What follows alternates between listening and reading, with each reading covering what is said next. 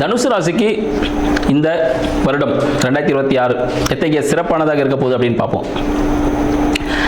வருடம் முதலே பார்த்தீங்கன்னா தனுசின் அதிபதி 1க்கும் 4க்கும் அதிபதி பார்த்தீங்கன்னா 7ல் இருக்கிறார்.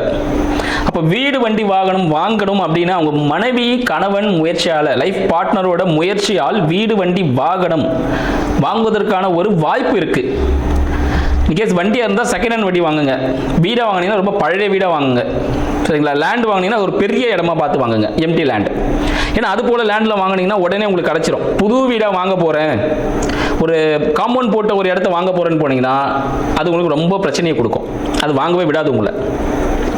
இது போல தேர்ந்தெடுத்து வாங்கும்பொழுது 2026 முடிவிலேயே பார்த்தீங்கன்னா உங்களுக்கு என்ன ஆக போகுது, முதல் 6 மாதத்திலேயே உங்களுக்கு ஒரு சொத்து ஒன்று இருக்க போகுது. ஒன்று வண்டி வாகனமாகவோ இல்லை வீடாகவோ லேண்டாகவோ உங்களுக்கு ஒரு சொத்து அமைவதற்கான வாய்ப்பு தனுசு ராசி அன்பர்களுக்கு இருக்குன்னு சொல்லலாம். உங்களோட 2க்கும் 3க்கும் அதிபதி 4ல் இருக்கார். அப்போ உங்களோட குடும்பத்தின் மூலமாக, குடும்பத்தின் முயற்சியின் மூலமாக, குடும்ப வருமானத்தின் மூலமாக வீடு வாகனம் வாங்கக்கூடிய அமைப்பு கண்டிப்பாகவே தனுசு ராசிக்கு 2026 இருக்கு. சனீஸ்வர பகவான் பார்த்தீங்கன்னா கண்டிப்பாக கொடுத்துருவார். அவர் மாதிரி கொடுக்கறதுக்கு யாருமே இல்லை. அவர் 4ல் இருக்காரு.